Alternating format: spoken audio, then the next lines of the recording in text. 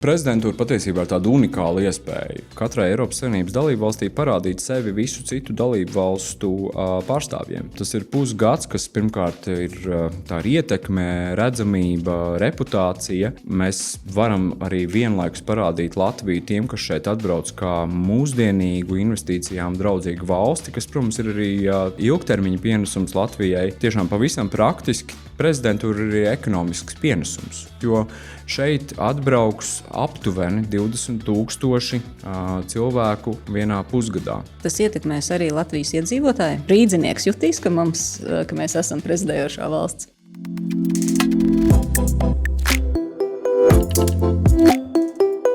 Mans vārds ir Ines Brokāne-Zarāne, un jūs klausāties Valsts administrācijas skolas podkāsta Izaugsmes formula sarunu ciklu Mācītspēks. Mans viesis šodien ir Edgars Kivkucāns, Latvijas prezidentūras Eiropas Savienības padomē sekretariāta direktors. Vai pareizi? Jā, tieši tā.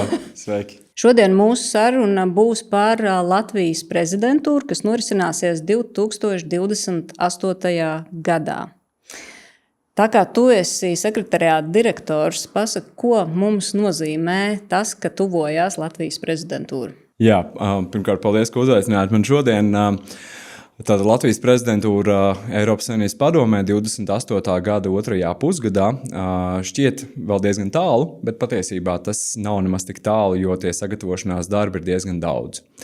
Un 28. gada otrajā pusgadā mums būs jāvada Latvijai Eiropas Savienības padomes darbs, un tas nozīmē vairākas lietas, kam mums ir laicīgi jāsagatavojas. Pirmkārt, mums ir jābūt personālam, kas ir kvalificēts vadīt šo darbu. Tātad tas ir gan personāls Briselē, gan arī Rīgā. Mums tāpat ir jāveic šie nepieciešamie sagatavošanās darbi, lai sagatavotu arī atbilstoši šo personālu. Tātad apmācību programma ir jāizveido laikus. Un papildus, protams, arī ir jāgatavojas tiem pasākumiem, kas notiks šeit Rīgā šajā pusgadā. Tie būs vairāk nekā 250 dažādu līmeņu pasākumi, un tam, protams, ir noteikts sagatavošanās darbs, sākot ar iepirkumiem, kas ir jāveic, pasākumu programmām, datumiem, norises vietām un tā tālāk. Saka, lūdzu, ko nozīmē praktiski šie 6 mēneši Latvijai? Cik daudz tur būs iesaistīti darbinieki, cik daudz tas saistīts ir ar darbu Briselē, cik daudz norisināsies darbs Latvijā? Jā, tātad šis formālais darbs pie direktīvām, regulām, padomes lēmumiem, tās ir lietas, kas ietekmē jebkuru Eiropas Savienības iedzīvotāju dažādās jomās. Tātad šis darbs Briselē praktiski notiek darba grupās, kuras vada Latvijas pārstāvji. Tātad Latvijai ir nepieciešami šie darba grupu vadītāji vietnieki, un viņi mēģina atrast labākos kompromisus, kas ir pieņemami visām Eiropas Savienības dalību valstīm.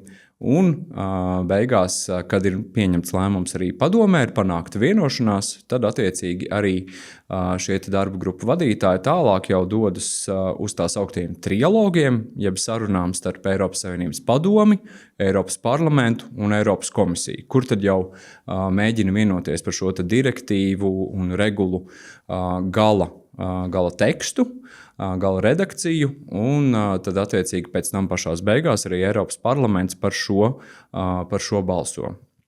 Tas nozīmē to, ka ir Eiropas Savienības padomē vairāk nekā 200 dažādu darba grupu, visdažādākajās nozarēs, sākot ar drošību, aizsardzību, ārlietām, beidzot ar zemkopību, labklājību, izglītību. Būtībā jebkurai Latvijas ministrijai ir darba grupas, par kurām tā atbild Eiropas Savienības padomē. Mēs vadīsim visas tās 200 darba grupas? Nepilnībā visas. Ir daļa darba grupas, kuras īpaši drošības un aizsardzības jomā tās vada Eiropas ārējās darbības dienests vai reizēm arī vēlēti vadītāji, kas nenāk pilnīgi noteikti no konkrētās prezidējošās valsts, bet lielākoties mēs šīs visas darba grupas arī vadīsim.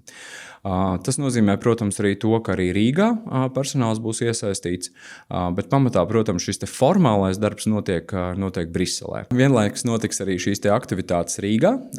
Tātad prezidējošā valstī parasti noris šī neformālā sadaļa. Tas nozīmē, ka šeit notiek gan neformālās ministru sanāksmes, gan arī daļa no šīm darba grupām dodas uz neformālajām sanāksmēm arī galvaspilsētā vai arī ārpus tās.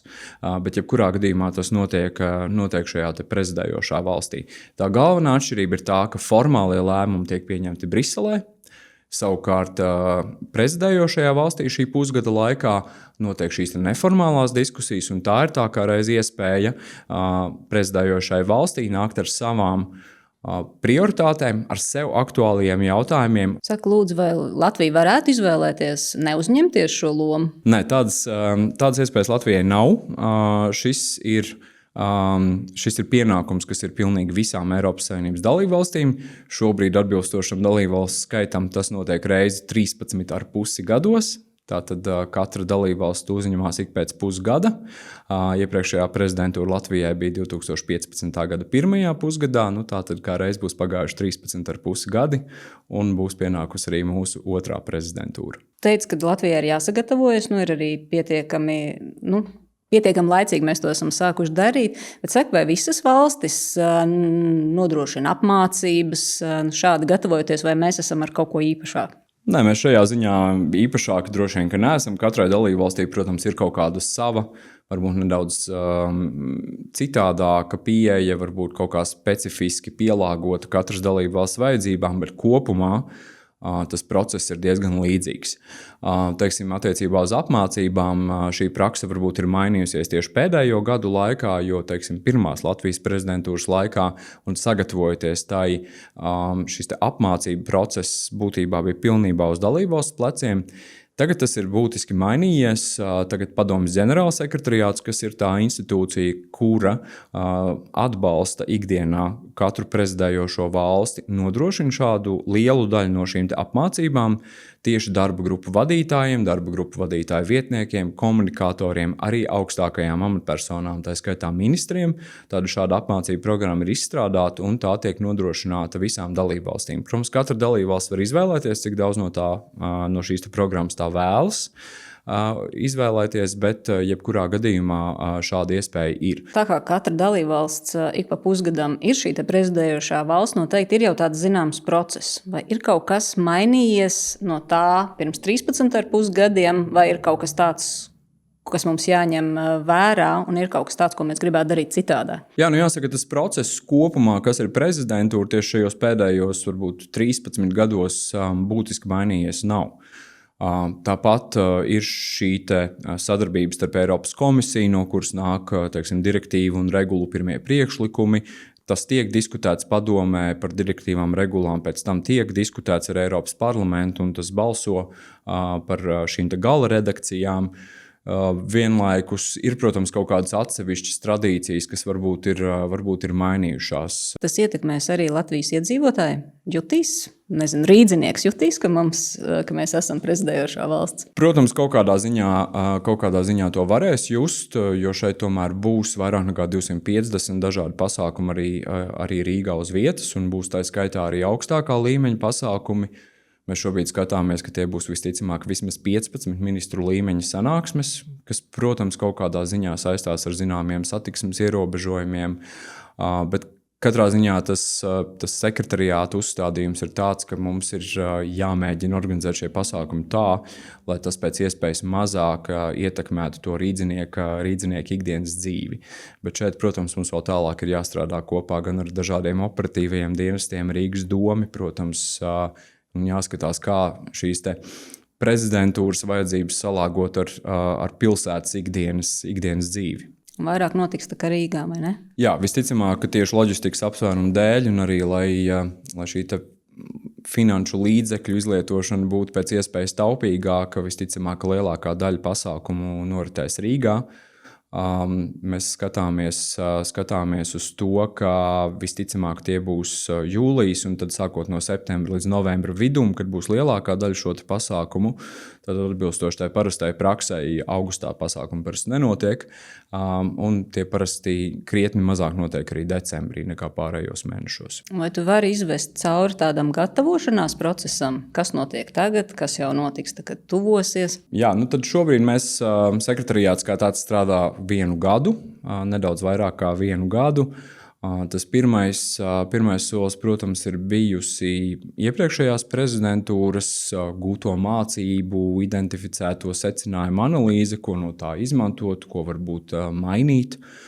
Mēs esam konsultējušies arī ar citām prezidentūrām, kas būs vēl pirms Latvijas, tātad Īrija, Kipra, Lietuva. Attiecīgi ar šīm valstīm mēs arī esam vairāk kontaktējušies, skatījušies, kā viņi gatavojas. Kaut ko, protams, mēs esam paņēmuši no viņu jau secinājumiem. Kaut kādas lietas, protams, vienmēr ir specifiskas katrai atsevišķai dalību valstī. Tā būtu tā pirmā sadaļa, apzināt citu valstu pieredzi, mūsu pašu iepriekšējo pieredzi. Tad, protams, nopietna sadaļa ir arī šis iesaistītais personāls. Tie ir sekretariāta darbinieki, bet vienlaikus, protams, arī jāsāk identificēt, kas ministrijās nodrošinās šo papildu darbu, kas būs prezidentūras laikā. Mēs esam sākuši skatīties arī uz šiem potenciālajiem iepirkumiem, kas būs jāveic, jo to arī būs gan daudz. Tātad mums ir jāskatās gan uz to, kur notiks pasākumi, gan uz ēdināšanu, izmitināšanu, transportu, akreditācijas sistēmu. Tātad šie ir tie pamata darbi, pie kuriem mēs šobrīd strādājam. Mēs liekam tādu plānu, laika rāmi, kā tam visam ir jānorit, kurā brīdī kam ir jābūt gatavam. Attiecīgi, lai mēs būtu uz 28. gada 1. jūliju pēc iespējas vairāk sagatavoti.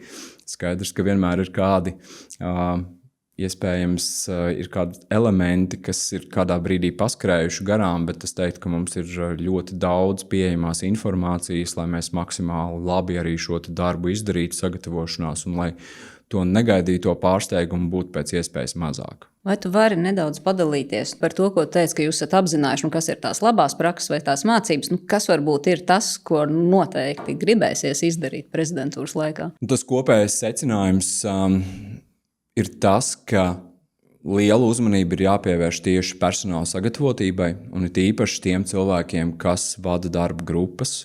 Tas ir tas galvenais uzdevums. Ja mēs skatāmies tā ļoti teorētiski un varbūt pēc grāmatas, ja tā var teikt, tas galvenais prezidentūras uzdevums ir nodrošināt Eiropas Savienības padomes darba nepārtrauktību. To nodrošina šie darba grupu vadītāji, to nodrošina pamatā tie cilvēki, kas strādā Latvijas pastāvīgajā pārstāvniecībā Briselē. Un tātad šai ir jābūt pirmajai prioritātei, lai mēs to galveno darbu būtu izdarījuši labi. Mums ir jābūt atbilstošam, kvalificētam personālam un arī, protams, pietiekamā skaitā.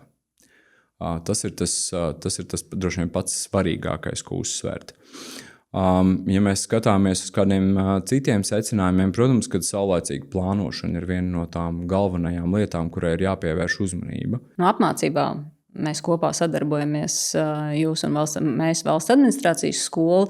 Vai tu vari ieskicēt, kāds ir tas kopējais apmācību, kā mēs esam izvēlējušies iet tās apmācības Latvijā, cik daudz tad mēs nodrošināsim un cik daudz mēs paļausimies uz tām, kas ir padomes mācības? Jā, tad tas šī brīža redzējums ir tāds, ka, kā jau es minēju, padomes ģenerālsekretariāts piedāvā kursu katalogu. No citām prezidentūrām mēs esam dzirdējuši ļoti labas atsauksmes par šiem kursiem, un būtībā visu šo katalogu mēs arī plānojam izmantot šobrīd. Bet papildus tam ar skatu uz to darbinieku sagatavošanu, kas būs iesaistīti prezidentūrā, bet kuriem varbūt šobrīd nav vēl tādas ciešas sasaites ar Eiropas Savienības jautājumiem. Tad tiks sagatavots arī e-kurs par Eiropas Savienības lēmumu pieņemšanas procesu, par to, kā vispār darbojas Eiropas Savienības institūcijas. Tātad šāds e-kurs visticamāk būs pieejams jau šī gada beigās. Un šeit tā galvenā ideja ir tā, ka mēs šādu kursu vēlamies, lai arī ilgtermiņā valsts pārvaldē strādājošiem šāds kurs būtu pieejams, lai mēs sagatavotu tos cilvēkus, kas strādā ar Eiropas Savienības jautājumiem pēc iespējas labāk. Lai mēs nodrošinātu to, ka mēs savas intereses Eiropas Savienībā varētu aizstāvēt pēc iespējas kvalitatīvāk, un lai šie darbinieki, kas ar to nodarbojas, būtu tiešām kvalificēti to darīt. Papildus tam arī, protams, jāņem vērā, ka, lai vadītu darba grupas, ir jābūt ļoti labām angļu valodas zināšanām. Mēs šeit nerunājam par to, ka mēs mācīsim angļu valodu varbūt tiem, kam viņa ir absolūti nepietiekamā līmenī. Mēs šeit vēlamies koncentrēties uz tiem darbiniekiem, kas jau pietiekami labā līmenī zina angļu valodu. Tomēr varbūt ir vajadzīgs tas pēdējais lēciens, lai varētu teikt, ka ir tiešām ļoti, ļoti labi. Tātad arī šāda iespēja būs. Mēs noteikti gribētu arī skatīties uz tiem cilvēkiem, kas bija iesaistīti iepriekšējā prezidentūrā vai kuri šobrīd darbojas Eiropas Savienības institūcijās, tātad tādi cilvēki, kuriem ir plaša pieredze, plašas zināšanas par šo praktisko darbu, kā tad notiek prezidentūra, kā strādā Eiropas Savienības institūcijas, izmantot viņu pieredzi un veidot tādus atsevišķus pasākumus, varbūt pasākumu ciklus, kuros tad arī būtu iespēja piedalīties lekcijās, semināros par to, kā tad tieši labāk strādāt prezidentūras laikā. Un droši vien arī komunikācija, vai ne? Pilnīgi noteikti, jā. Komunikācija. Komunikācija, kā jau es minēju, ir iekļauta arī šajā tieši komunikatoriem specifiskās apmācības, ir iekļauts Padomes ģenerālsekretariāta apmācību klāstā, bet, protams, ka komunikācija ir svarīga lieta un tā ir jāprot kā darba grupu vadītājiem, vietniekiem, tā augstākajām amatpersonām, tā arī pašiem komunikatoriem, protams, ministrijās. Tu minēji, ka tā ir iespēja parādīt arī, valstī ir iespēja parādīt sevi, un arī tā neformālā daļa, kas notiek Latvijā, ir tieši tā vieta, kur to darīt. Vai ir jau kādas iezīmes, ko nozīmē un kā mēs parādīsim sevi no labās puses kā valsts? Tas ir īstenībā ļoti svarīgs punkts par prezidentūru, jo prezidentūra patiesībā ir tāda unikāla iespēja. Šajos reizi vairāk nekā 13 gados katrai Eiropas Savienības dalībvalstī parādīt sevi visu citu dalībvalstu pārstāvjiem. Tas ir pusgads, kas pirmkārt ir tā ietekme, redzamība, reputācija. Mēs varam arī vienlaikus parādīt Latviju tiem, kas šeit atbrauc kā mūsdienīgu investīcijām draudzīgu valsti, kas, protams, ir arī tāds ilgtermiņa pienesums Latvijai. Bet praktiski, un tiešām pavisam praktiski, prezidentūra ir ekonomisks pienesums. Tā pilnīgi noteikti ir ekonomisks pienesums, jo šeit atbrauks aptuveni 20,000 cilvēku vienā pusgadā. Kas nozīmē, ka viņi kaut kur paliks pa nakti, viņiem būs jāpēd, viņi būs jāpārvadā. Līdz ar to tas nozīmē arī tiešām tādu praktisku ekonomisku pienesumu valstī. Un to nevajadzētu aizmirst, ka tā nav tikai naudas izlietošana, bet tā ir arī kaut kādas daļas šo līdzekļu saņemšana atpakaļ. Un varbūt tas trešais ieguvums, ko es gribētu izcelt, ir vairāk attiecināms uz valsts pārvaldi, uz valsts pārvaldes darbiniekiem, kuri iegūs lielāku kvalifikāciju, ļoti labu pieredzi ar šo, jo tā tiešām ir ļoti vērtīga pieredze. Gan, es domāju, no šo cilvēku individuālās profesionālās izaugsmes skatu punkta, bet arī kopumā valstī. Tātad, ja mums ir cilvēki, kas ir izgājuši cauri prezidentūrai, kas nav viegls darbs, tas pilnīgi noteikti nav viegli pusgada garumā visu laiku strādāt ar to, lai meklētu kompromisus starp 27 dažādām dalībvalstīm, ar katru ar savām īpatnējām interesēm, ko visu ir jāapvieno vienā kaut kādā dokumentā, dažādās jomās, kurā visas valstis ir atradušas to kopsaucēju. Tas nav viegli, bet tā ir prasme, kas šī pusgada laikā tiek iegūta, kur pilnīgi noteikti ir vērtīga gan, kā jau es teicu, individuāli, gan arī valstī kopumā. Ka mums ir šādi kvalificēti darbinieki, kuri zina, kā strādā Eiropas Savienība, kuri saprot, kā tiek pieņemti lēmumi, un kuri to pēc tam var sniegt arī tātad pienesumu Latvijai šeit strādājot tālāk ar Eiropas Savienības jautājumiem. Vai tu pats piedalījies iepriekšējā prezidentūrā? Jā, es pagājušās prezidentūras laikā arī biju ļoti aktīvi iesaistīts. Es biju Eiropas Savienības jautājumu koordinators aizsardzības ministrijā. Tad tiešām ļoti praktiski nodarbojos ar šo pasākumu organizēšanu tieši aizsardzības nozarē.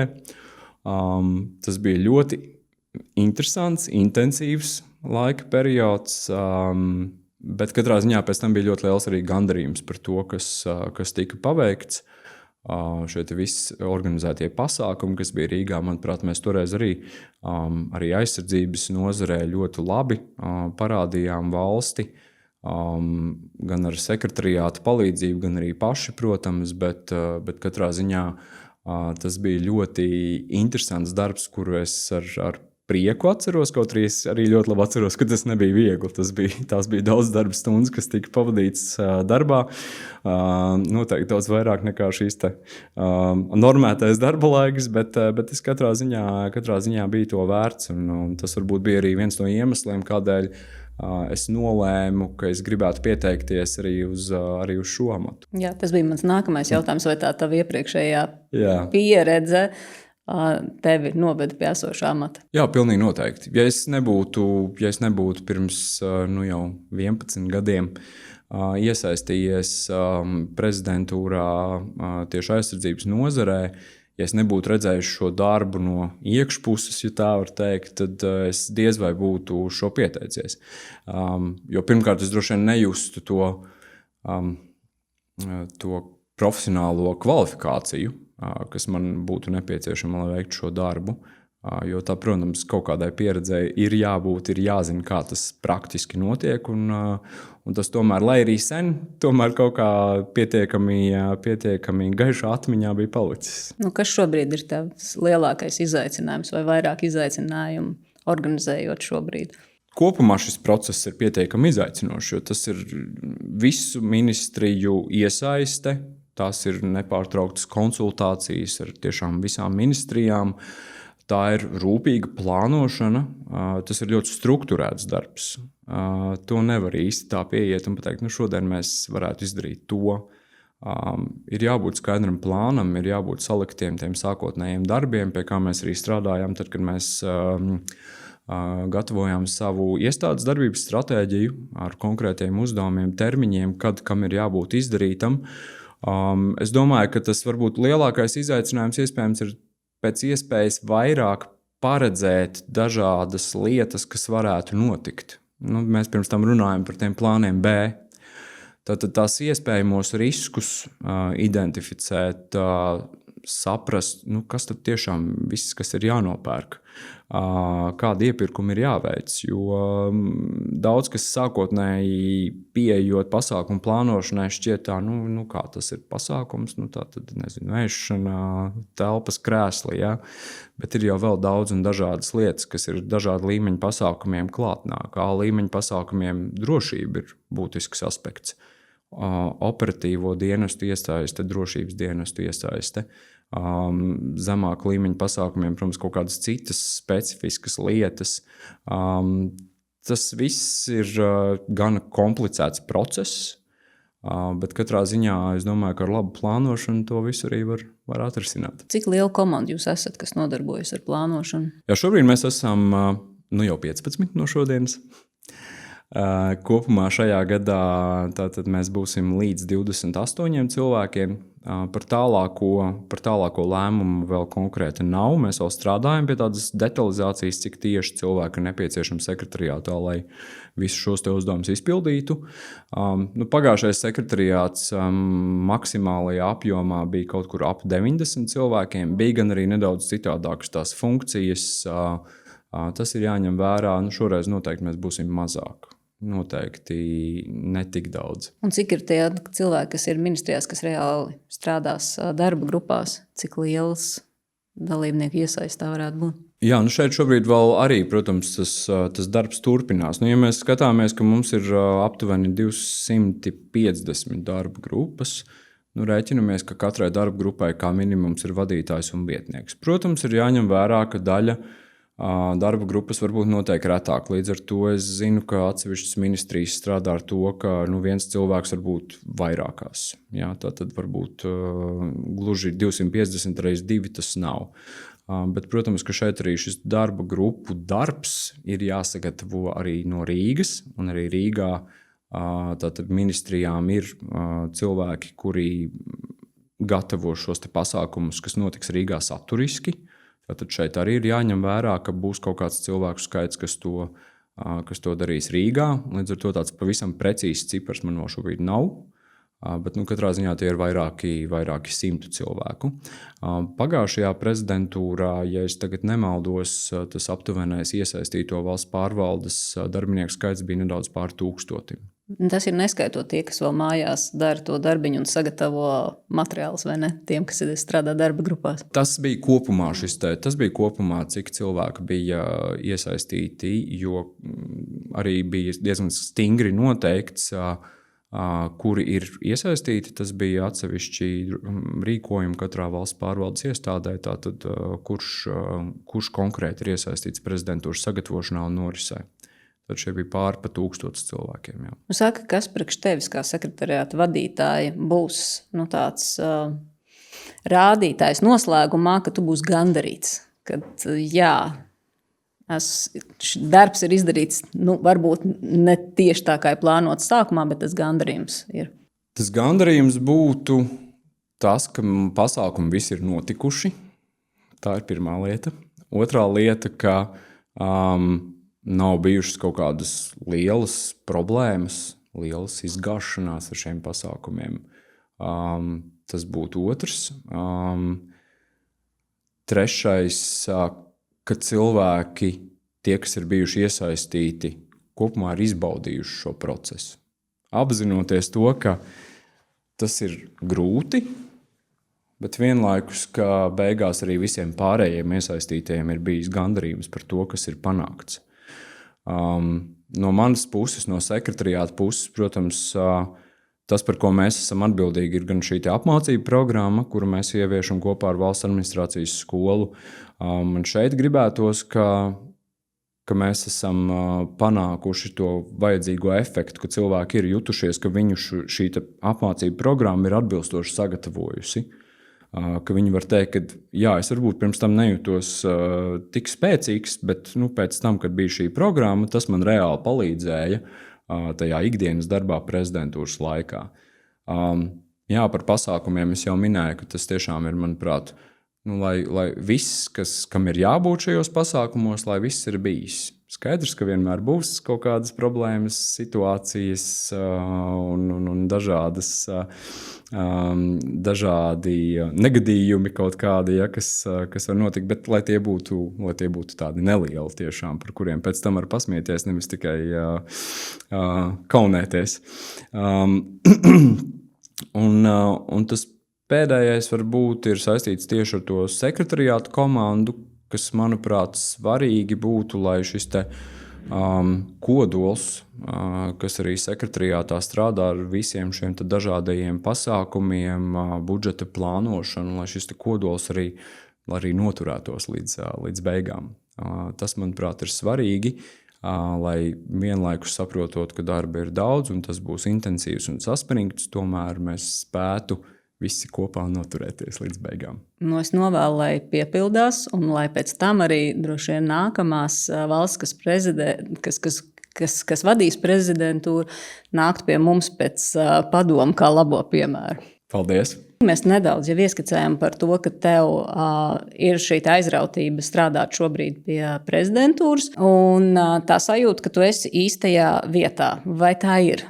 Un kas varbūt tās nosaka to, ka tu jūties, ka tu esi īstajā vietā un dari to, kas tev būtu jādara? Man liekas, tā sajūta rodas no tā, ka tu no rīta pamosties un tu domā nevis, ak, Dievs, atkal jāiet uz darbu, bet ka, ir jāiet uz darbu, būs forši. būs interesanti. Un tas, man liekas, ir tas svarīgākais, ka tas, lai arī kādas varbūt lietas pa to dienu būtu jāizdara, ka nav tā sajūta, ka man to galīgi negribās darīt. Ka man varbūt diena būs grūta, bet dienas beigās man būs tā sajūta, ka okay, šodien es izdarīju daudz ko, un patiesībā tas bija forši, un rīt es gribu atkal. Un ko tu dari tajos brīžos, kad iestājās kaut kas tajā, kad šodien gan varbūt negribētos, kā tu tiec pāri tiem brīžiem? Tas ir $1,000,000 jautājums.